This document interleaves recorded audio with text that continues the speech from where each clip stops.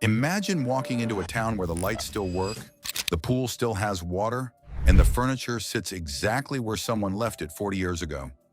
But nobody lives there. Nobody has lived there since 1983. Now imagine a place where the ground literally opened up and swallowed 40 homes in 30 seconds. Or a town that was erased from the map because the government needed to build the atomic bomb. Or a community that was auctioned off piece by piece, with homes loaded onto trucks and driven away while the residents watched. The Pacific Northwest has a reputation for rain, mountains, and coffee. But between the Cascades and the coastline are towns that simply stopped. Not slowly, not peacefully. They were abandoned because of disasters, government orders, corporate greed, and sometimes just pure bad luck. Today we're exploring 12 abandoned towns in the Pacific Northwest that I genuinely bet you don't know about.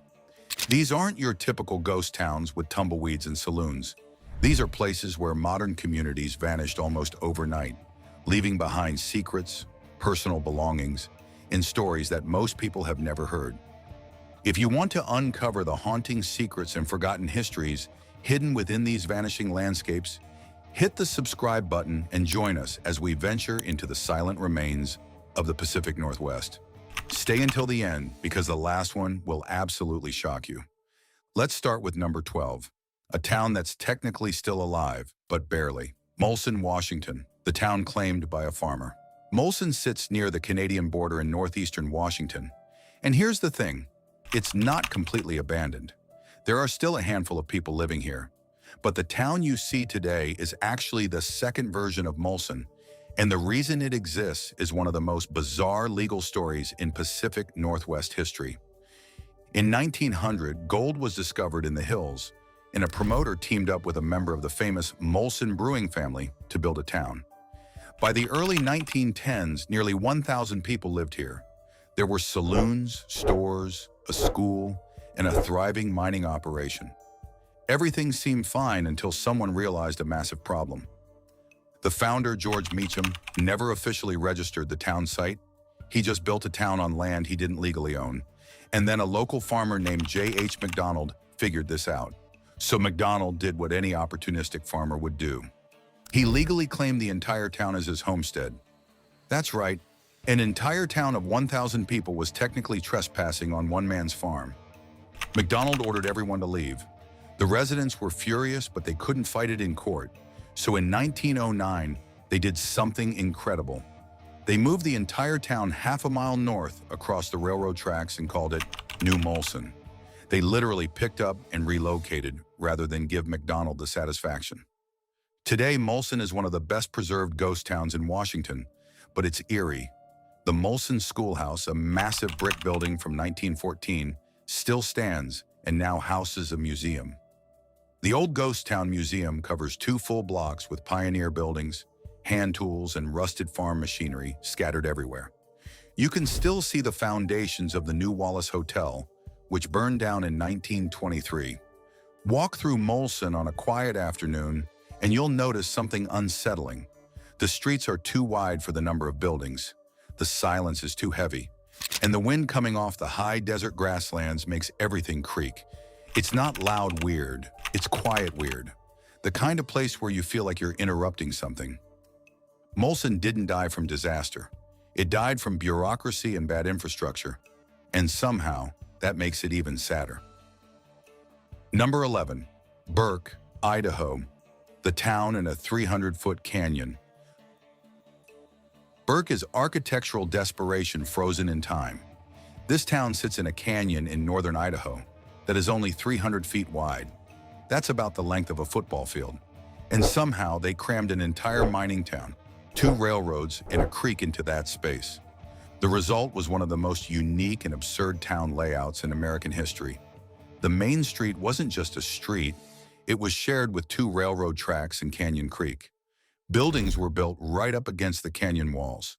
Some residents literally carved cave-like holes into the hillsides because there was no flat land left. Burke was founded in 1887 as a silver mining town, and by the early 1900s, nearly 2,000 people lived here. It was also a hotbed of radical labor politics.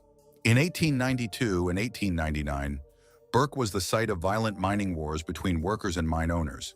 Socialist leader Eugene V. Debs even came here in 1897 to speak to the miners. But Burke's biggest problem wasn't labor disputes, it was fire and floods. The town burned in 1896. It burned again in 1923. Floods repeatedly tore through the narrow canyon, destroying buildings and infrastructure. And as mining became less profitable in the later 20th century, especially after new EPA restrictions kicked in, the mines started closing. The last mine, the Star Mine, shut down in 1991. And that was it. Burke was done. Number 10. Anyox, British Columbia, the slag pile of Granby Bay. Anyox was a company town built on copper, and for a while, it was one of the most important industrial sites in British Columbia. At its peak, over 2,500 people lived here, working at the second largest copper smelter in the British Empire. The smelter ran 24 hours a day, 7 days a week, and the smoke never stopped. That smoke is the key to understanding Anyox. The smelter belched toxic fumes that killed every tree, every plant, every blade of grass for miles in every direction. The landscape around Anyox became a moonscape. Workers lived in a permanent industrial haze. Air quality reports from the 1920s documented how people struggled to breathe, but the company didn't care. Copper prices were high, and production was all that mattered. Then the Great Depression hit. Copper prices collapsed in 1935, and Granby Consolidated Mining shut down the operation. The company salvaged anything valuable and abandoned the rest. Workers were given weeks to pack and leave. Families who had lived there for years walked away from homes, furniture, and memories. But Anyox wasn't done dying. In 1942, a massive forest fire swept through the area and incinerated the remaining wooden structures. What the company didn't take, the fire consumed. Today, Anyox is a slag pile ghost town. The beach is covered in black silica glass, industrial waste from the smelter that's now being quarried for sandblasting abrasives. The concrete shell of Powerhouse No. 2 still stands against the shoreline, crumbling and covered in moss. The Anyox Dam remains in the hills, and there are ongoing efforts to rehabilitate it for modern power generation. But the most haunting detail? Spring bulbs that residents planted decades ago still bloom every year in the ruins. Daffodils and tulips push through the poisoned soil, a tribute to the tenacity of nature, and a reminder that people once tried to make this toxic place a home. Anyox didn't just die, it was murdered by industry, and the corpse is still rotting. Number 9, Franklin, Washington, the coal miners' segregated grave. Tucked in the Cascade foothills, the ghost town of Franklin remains one of Washington's darkest historical scars. Once a booming coal town of 1,100 people, its legacy was forged in 1891 when mining companies imported over 500 black miners from the Midwest to break a white labor strike. This deliberate racial provocation culminated in the Day of Black Terror, an ambush on a train carrying families that left the community deeply fractured. Though the miners eventually looked past the manipulation to form a rare integrated union, tragedy struck again in 1894 when an arsonist sparked a mine fire, suffocating 37 men. The town never truly recovered. As the world pivoted from coal to diesel, Franklin withered, finally abandoned by 1919. Today, the forest has reclaimed the ruins, but the site remains a haunting destination for hikers. Visitors can peer through a safety grate into a 1,300-foot vertical air shaft, feeling a chilling draft known as the mountain's breath. Amidst the crumbling concrete foundations and the nearby cemetery, where the victims of the fire in the segregated graves of early miners lie, the ground remains unstable. Beneath the quiet trails, the silent, flooded tunnels serve as a cold reminder of a town built on exploitation and lost to violence. Number 8. Excursion Inlet, Alaska, the secret World War II barge terminal. Excursion Inlet is one of the most expensive and short-lived military installations of World War II, and most people have never heard of it. This was a secret supply terminal built in 1942 on the Kenai Peninsula to shorten supply lines to the Aleutian Islands, where American forces were fighting to dislodge Japanese troops. The U.S. Army seized the land in 1943, displacing the Duncan family who had lived there for generations.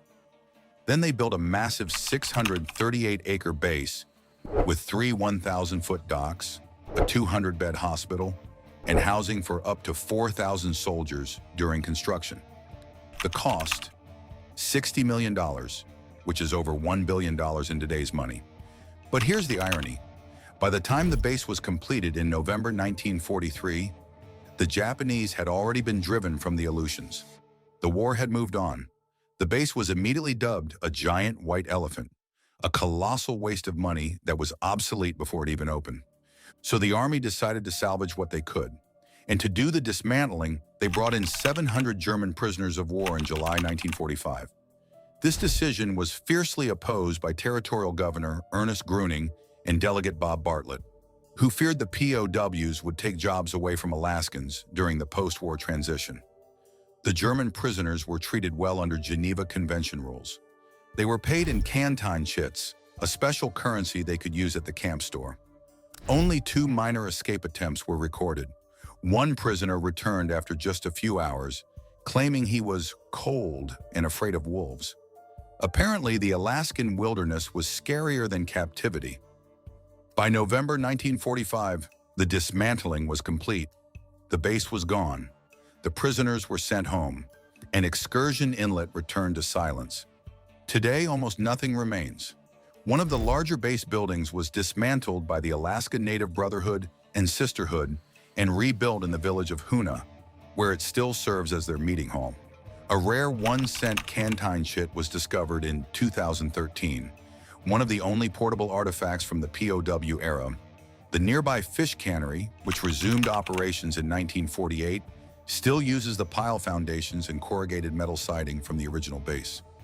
Excursion Inlet is a ghost base, not a ghost town, but it represents something important: the scale of waste and displacement that war creates, even in places far from the front lines.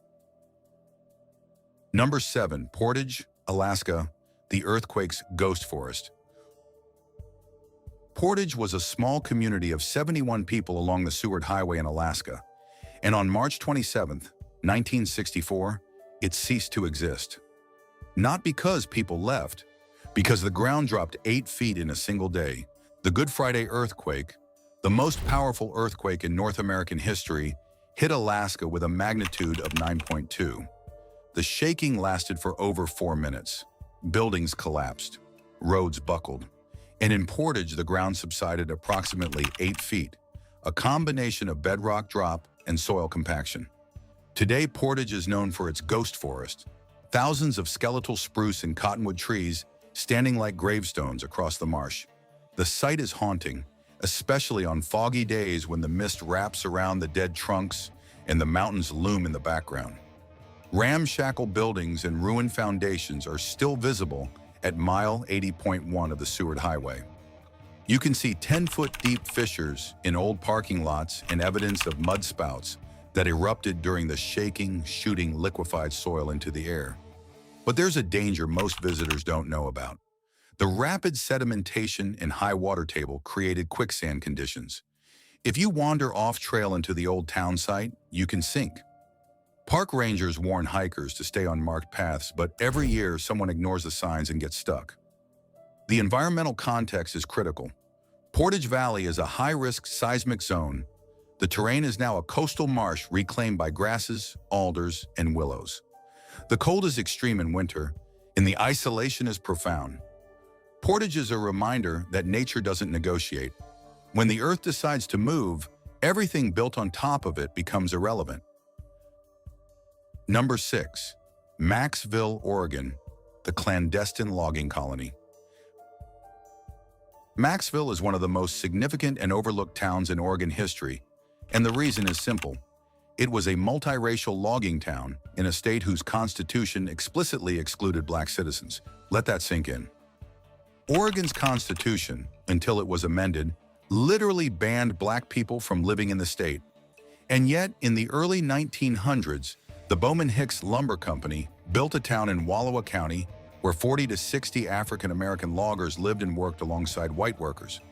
The superintendent, J.D. McMillan, recruited black loggers from Arkansas and Mississippi to bypass local labor shortages.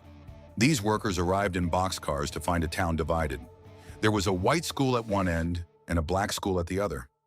Work crews were integrated in the woods, but social life remained segregated. The town even had two baseball teams, one white and one black, that only integrated when playing against other towns in regional tournaments. At its peak, about 400 people lived in Maxville. It was a fully functioning logging community with homes, stores, and a company office. But the Great Depression killed the lumber market in 1933. Bowman-Hicks ceased operations, and most families relocated to Wallowa or Portland to find work in the shipyards. A small group of families stayed behind to salvage timber, but in the mid-1940s, a massive winter storm hit. The weight of the snow caused the remaining maintenance-starved structures to collapse. That was the end of Maxville. Today, only one primary structure remains standing, the large log building that housed the Bowman-Hicks Company office and served as a community meeting hall. Archaeological digs have uncovered shards of colored glass, ceramic plumbing, broken china with recognizable patterns, and metal pipes. The remnants of the logging infrastructure are scattered throughout the forest. A 60-foot-tall decaying railroad trestle, railroad grades, and a prominent logging pond. Maxville represents a hidden chapter of Oregon history, a place where race, labor, and survival intersected in ways most people never learned about in school. Number 5. Bayocean, Oregon, the lost city on the Spit. Bayocean was marketed as the Atlantic City of the West, a million-dollar resort town built on a sand spit along the Oregon coast, and then the ocean literally swallowed it. Developer Thomas Benton Potter had big dreams. In 1906, he built the SS Bayocean, the largest yacht on the Pacific coast, to bring wealthy investors from Portland to the Spit. There were no roads, so the yacht was the only way in. By 1914, over 600 lots had been sold. The town had a massive natatorium, a heated saltwater wave pool with a 1,000-seat theater, a hotel, stores, and homes. But Bayocean had a fatal flaw.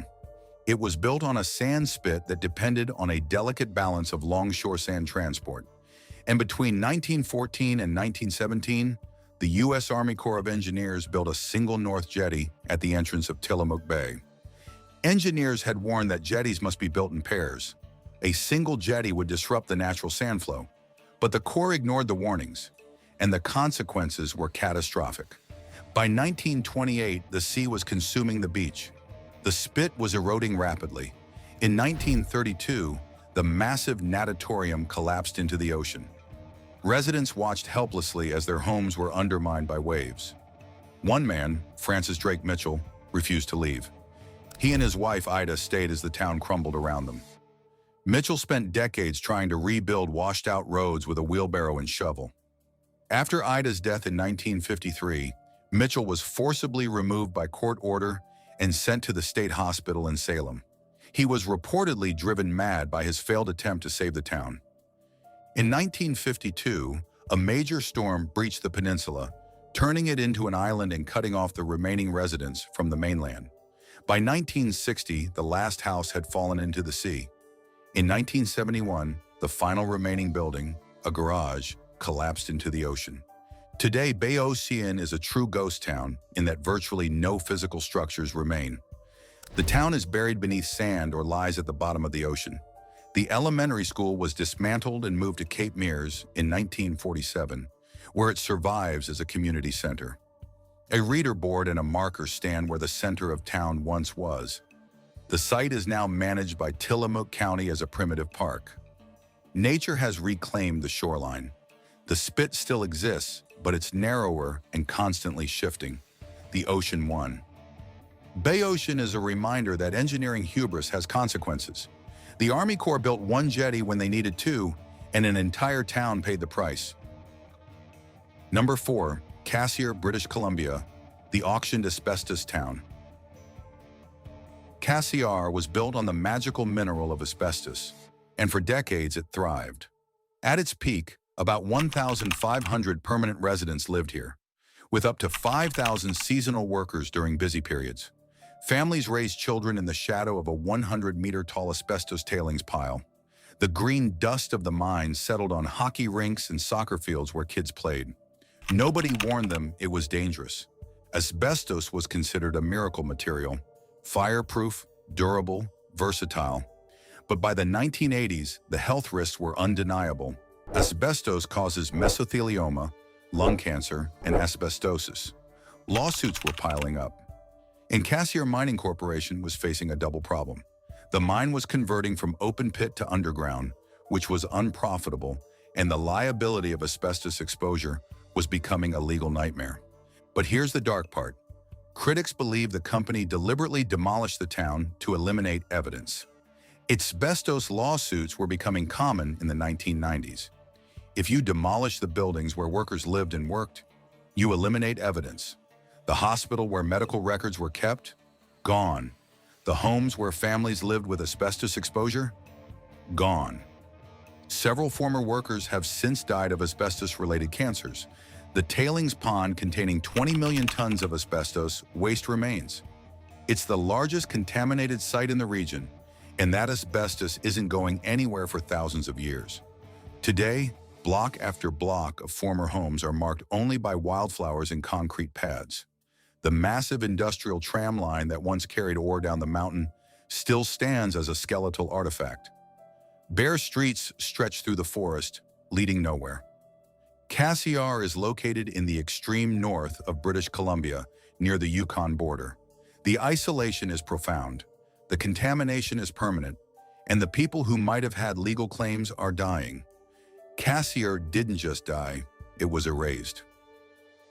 Number 3. Hanford and White Bluffs, Washington, the atomic erasure. Hanford and White Bluffs were thriving agricultural communities in central Washington, known for their orchards and farms.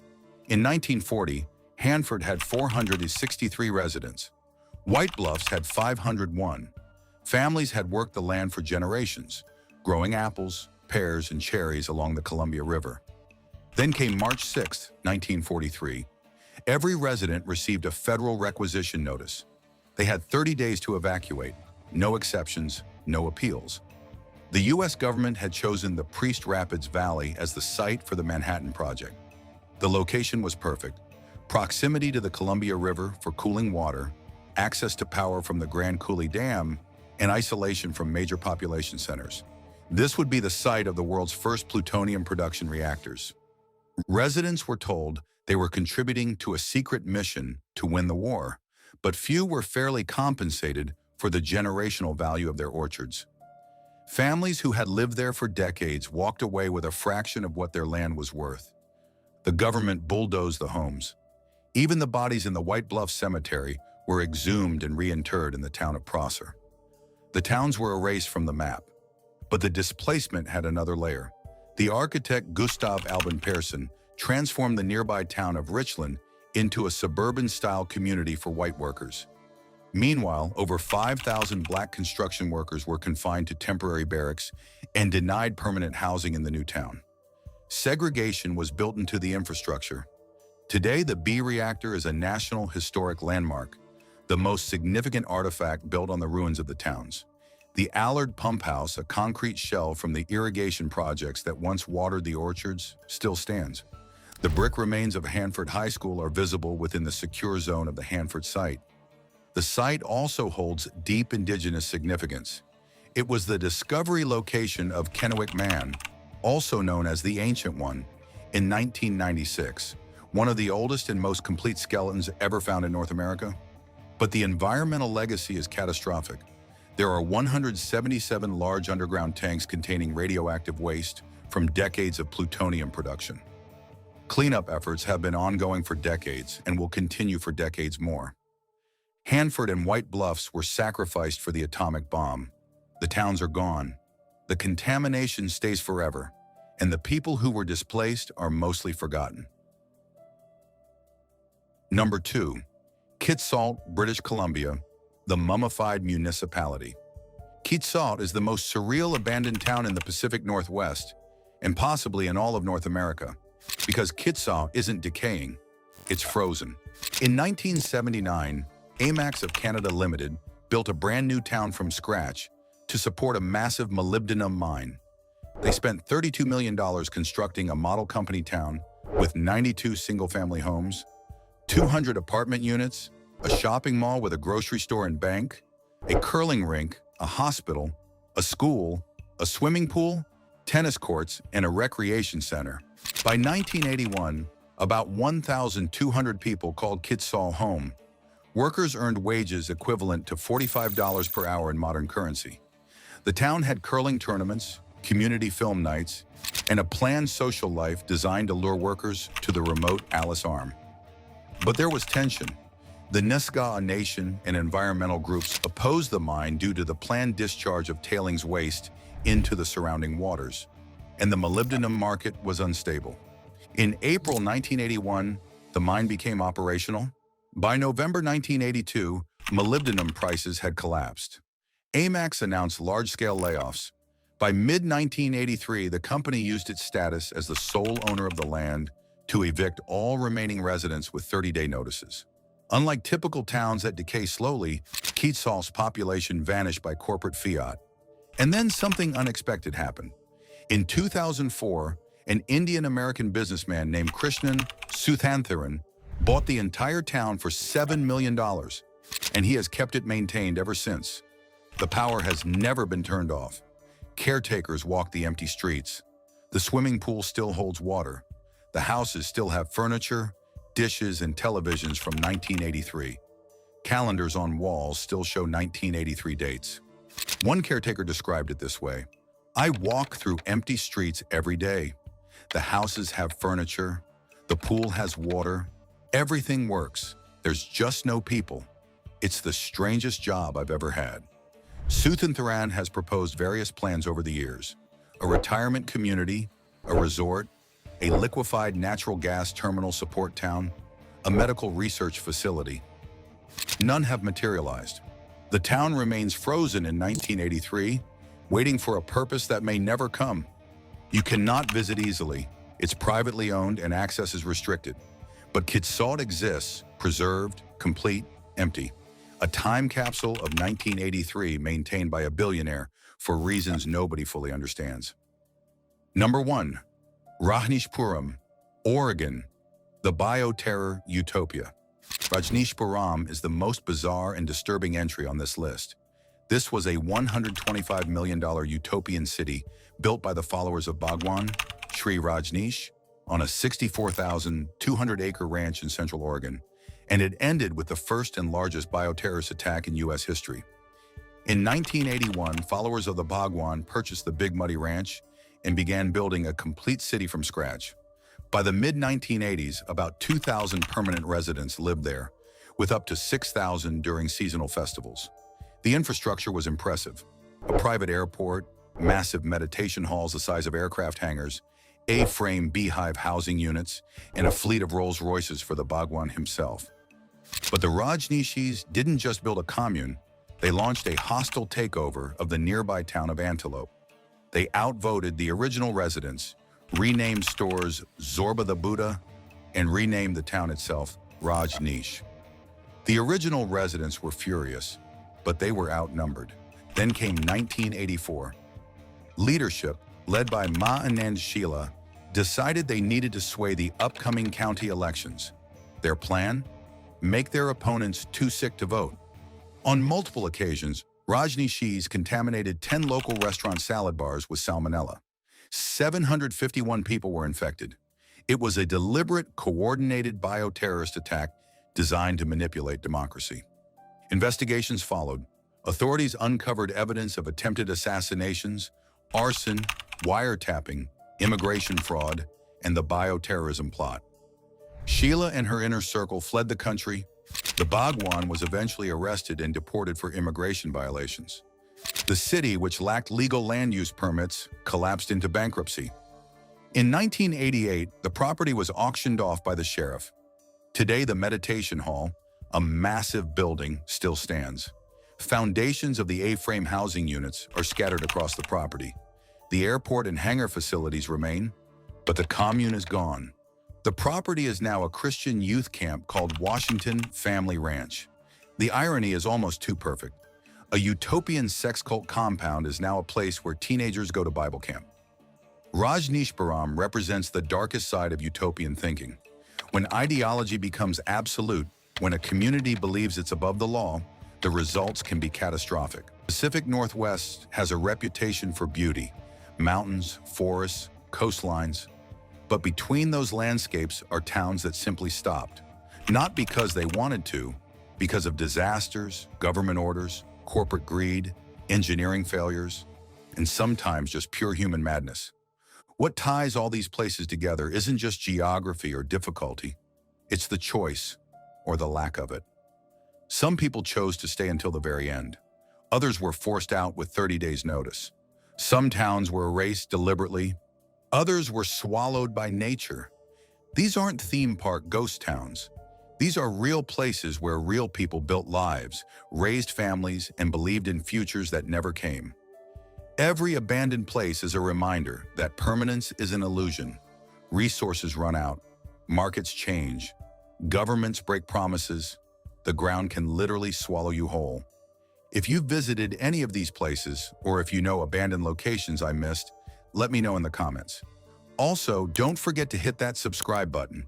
And if you're sitting in a single industry town right now wondering if it could happen to you, I don't have a comforting answer. It could, it has. These ruins are the proof.